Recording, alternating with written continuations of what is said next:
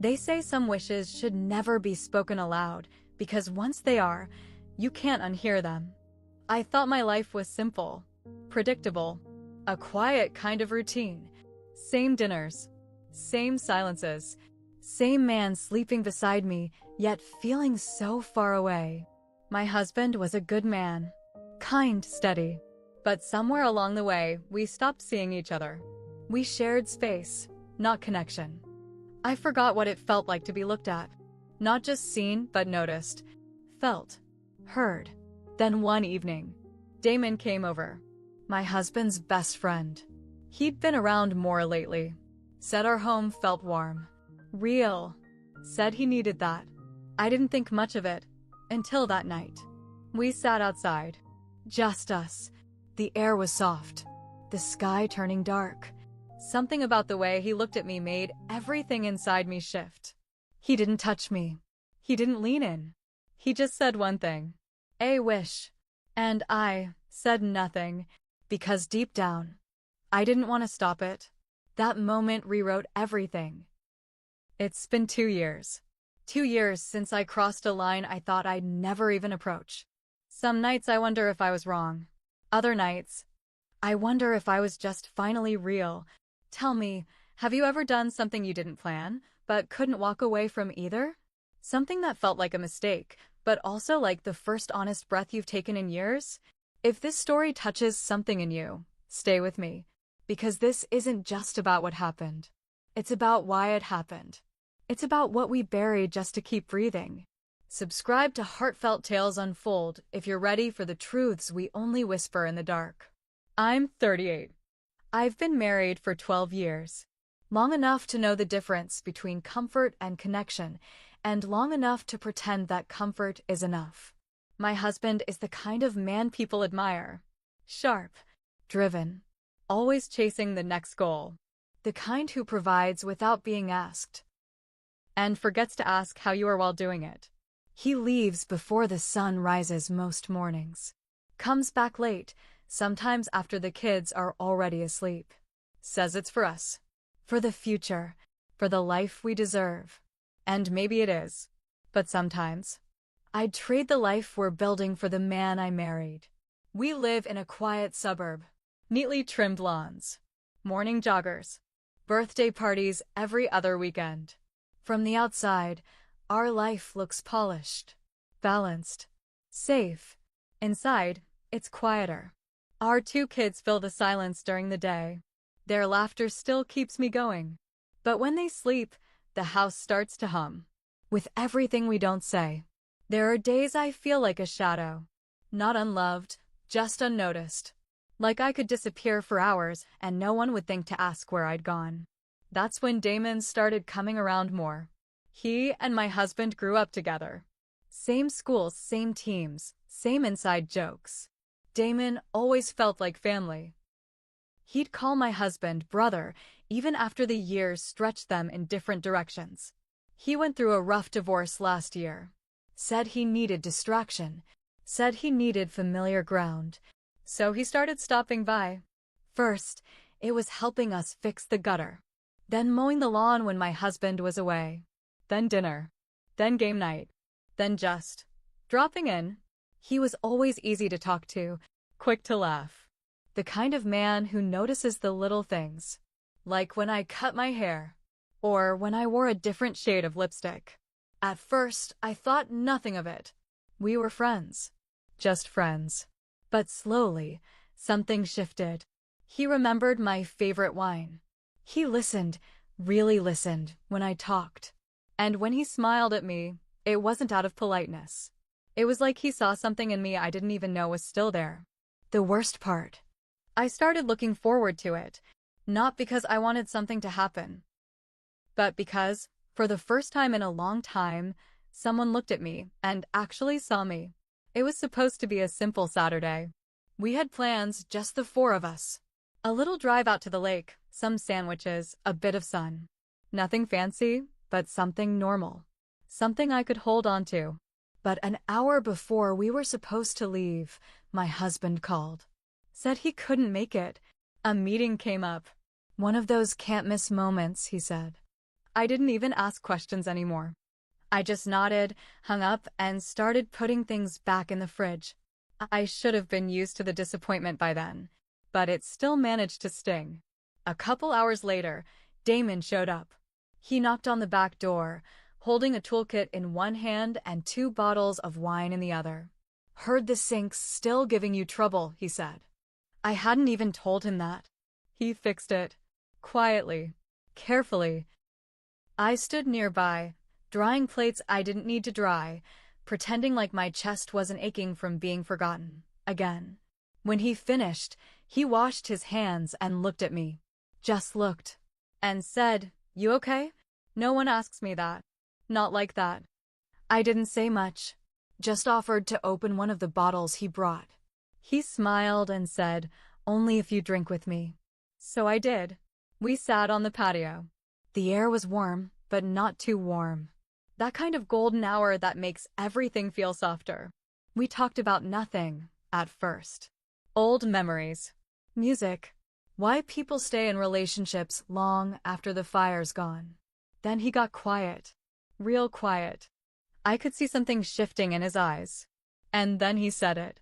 "I used to wonder," he said, barely above a whisper, "what it would have been like if I'd met someone like you first."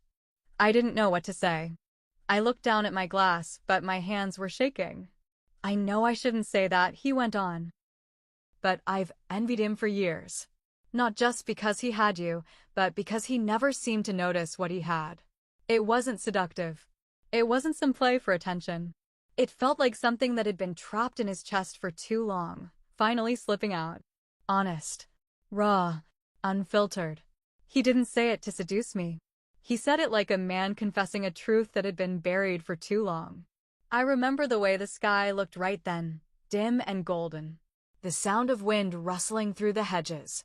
The way his voice cracked just slightly when he said my name. And then, he made a wish. One that changed everything. For days after that evening, I couldn't stop hearing his voice. Not the words exactly, but the way he said them. The quiet truth behind them. The way he looked at me like I was more than just someone's wife, someone's mother, someone's shadow.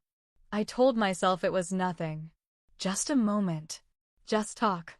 But it didn't feel like nothing.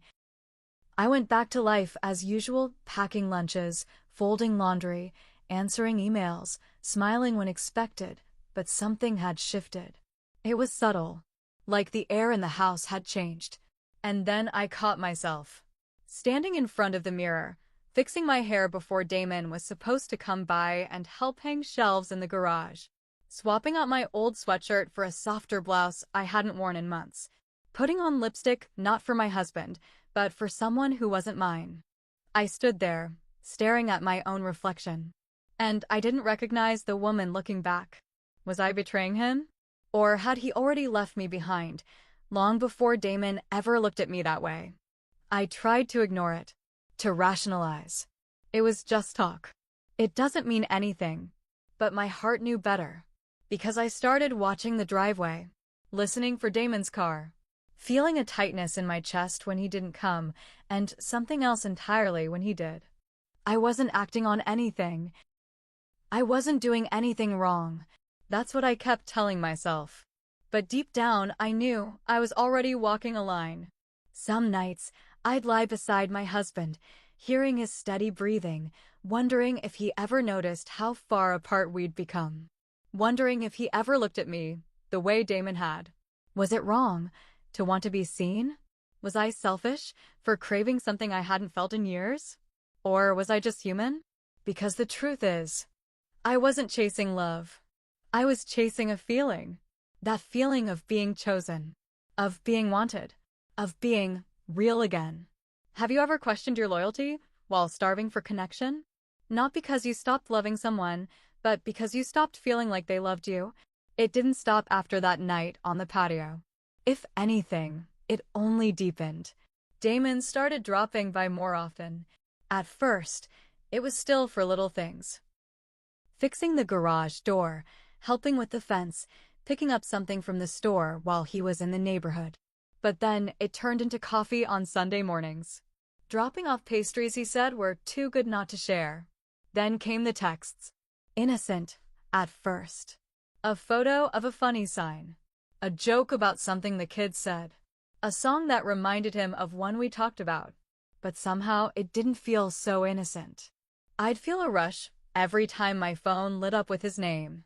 I told myself it was just friendship, just company, just connection. But it was more than that. The way he looked at me lingered. The way his messages stayed with me long after I read them. Some nights, we'd end up texting until midnight. About everything. About nothing. Just two people reaching into the dark for a little warmth. I remember one afternoon. The kids were at school. My husband was out of town. Damon came by to drop off some tools. We were standing in the kitchen. I don't even remember what I was saying. But I laughed, and he reached out, brushed a strand of hair from my face. His fingers paused. Just for a second too long. I felt it. That shift. That line we weren't supposed to cross. I pulled back. Smiled. Tried to make it light. But I didn't ask him to leave. And I didn't stop texting him that night. A few weeks later, there was a storm. A heavy one. Lightning. The kind of rain that makes everything outside blur. We lost power right after dinner. The house went dark. My husband was away again. The kids were nervous. So I called Damon, just to ask if he had an extra flashlight or battery. He showed up with both, and dinner. He stayed. We lit candles. Made the kids laugh. Told stories like we were at summer camp. After they went to bed, he didn't leave right away. We sat in the living room, wrapped in candlelight and old memories. We talked about college. About dreams we never followed. About how lonely it feels to sit next to someone you love and feel like a stranger. The silence between us started to speak louder than our words. There was a moment where we just looked at each other. No pretending. No excuses. Just the quiet between two people holding back something that wanted to spill over.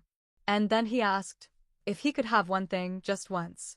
He looked at me through the soft flicker of candlelight and asked if he could have one night. No strings. No expectations. Call it a wish, he said. Call it closure. Call it madness. But I've carried this with me for too long. I didn't answer right away. I couldn't. My mind was racing and yet completely still. I thought about the kids sleeping just down the hall. I thought about my husband, somewhere in another city, doing what he always does. Working. Building a life for us. A life I was beginning to feel like a stranger in. I thought about the vows we made. The promises we whispered into each other's ears when the world still felt new. And I thought about how many nights I'd gone to bed feeling invisible. Damon didn't move closer. He didn't reach for me. He just sat there, waiting. Not demanding. Not pushing. Just waiting. I asked him why. Why now? He looked down for a moment, then back at me. And with a voice that sounded more like a plea than a plan, he said, "Because I see you. And I don't know how much longer I can pretend I don't." My chest ached. My heart wasn't racing. It was sinking. I told myself to get up. To walk away. To let the moment pass like so many others had. But I didn't move. Because the truth was, I wanted to feel that kind of honesty. Even if it was fleeting. Even if it was wrong. So I said yes. I didn't say it with words. I didn't need to. I just stayed. It wasn't about lust. It wasn't about betrayal in the way people imagine it. It was about being remembered. About feeling something that wasn't scheduled or expected or earned by years of routine. It was about closing my eyes and not feeling hollow. And just like that, I crossed a line I can never uncross. A line I used to think was solid, but turned out to be made of silence and unmet needs. I don't remember falling asleep, but I remember waking up and realizing nothing would ever be the same. Don't miss what happened next. Subscribe now to Heartfelt Tales Unfold. This story is far from over. The next morning came too quietly. The house was still. The candles had burned down to nothing. The storm had passed, but the air felt heavier somehow, like something sacred had been broken. I woke before the kids, before the sun fully rose. I rolled over, and the space beside me was empty. Damon was gone. No note. No goodbye. Just gone. I sat there, staring at the ceiling, feeling like my own skin didn't fit anymore. Everything was the same, and yet nothing was. That day, I made breakfast like I always did. Got the kids ready. Answered texts from my husband like everything was normal. But I could feel it, the guilt, thick like smoke, clinging to everything I touched. When my husband came home later that night, he kissed me on the cheek. Said he missed me. Said he brought something back for the kids. I smiled. I laughed. I asked about his trip. I played the part. But inside, I was unraveling. Every time I looked at him, I saw the line I had crossed. And worse. I didn't know if I regretted it. The days passed. Damon didn't come around. No texts. No, just dropping by. He was just gone. And maybe that was part of the punishment. Or maybe it was mercy. I couldn't tell the difference. My husband, strangely, started paying more attention. He'd help with dinner. He asked how my day was. He looked at me a little longer. Held me at night like he hadn't in years. But it felt too late. Not because he was wrong or cruel or distant anymore, but because I wasn't the same. I had opened something inside myself, and I couldn't close it back up. I started noticing things I never noticed before. How often I lied. How easily I said, I'm fine. How I avoided mirrors. How I counted every small silence between us. The weight of one night echoed in every room of my house. In my voice when I called for the kids. In the way I folded his laundry. In the way I avoided the patio, the sink, the soft shadows of candlelight. I told myself it was a mistake. I told myself it didn't mean anything. But my heart knew better. And just when I thought I was learning how to breathe again in the aftermath, he told me he might move away. For good. I still think about that night. Not constantly. Not every moment. But in the quiet, it returns. Sometimes in the pause between two sentences. In the way the light hits the wall at dusk. In the way someone says my name, but doesn't really mean it. I wonder if it was worth it. If one night of feeling known, of feeling seen, was worth the ache that followed. If I could go back, I don't even know what I'd do differently. Because I wasn't chasing destruction. I wasn't looking to break anything. I was just tired. Tired of being invisible. Tired of smiling through silence. Tired of folding my needs into tiny corners of myself so no one would trip over them. Was it betrayal, or just two lonely souls trying to feel whole again? I think about Damon. About what it meant to him. If it meant anything at all. Or if he walked away because it meant too much. And then I think about my husband and how complicated love can be. Because I do love him. In my own way. But love doesn't always look like passion. Or presence. Or peace. Sometimes love is a routine that slowly erases you. Sometimes it's a promise that feels more like a cage than a vow. Loyalty sounds simple, until it's no longer clear what you're being loyal to. To the version of your marriage that once existed? To the hope it'll come back? To someone who doesn't notice you're vanishing a little more each day? I tried to forget. I buried it, smothered it. Pretended it was a mistake made in the haze of heartbreak. But my heart won't let me. It replays not the act, but the feeling. That strange, sharp joy of being wanted. The ache of being remembered. People like to draw clean lines. Right, wrong, loyal, unfaithful. But the truth, most of us live in the blur. In the space between what we promised and what we needed. And sometimes, that space is where the damage begins. Have you ever found yourself in a moment, one you didn't plan, didn't expect, but couldn't stop either? A moment that unfolded slowly, quietly, like a soft breath turning into a storm. Not because you were careless, but because for once, someone reached for you, and you didn't pull away. Was I wrong for letting it happen? For not turning away? for wanting to be seen, to be chosen, to be touched in a way that felt like more than just routine? Or was I just human? Because I didn't go looking for it. I didn't wake up that day thinking I'd cross that line. But when it came, I didn't run from it either. I let it happen. And it changed me. Tell me, have you ever done something you didn't think you were capable of, just because it made you feel alive again? Tell me in the comments, was this betrayal? Or was it just a moment of two aching souls colliding?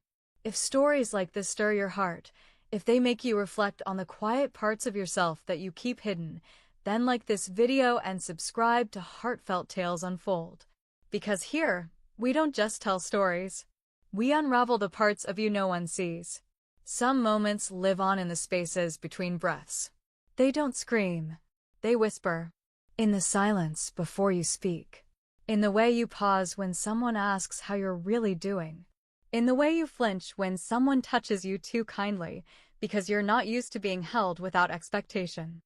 I don't know if what I did was love or desperation wearing perfume. But I know this, every choice leaves a trail, even if you can't see it right away. It lingers in the way you smile at dinner, in the way you close a door, in the way your heart tenses when a memory brushes against it.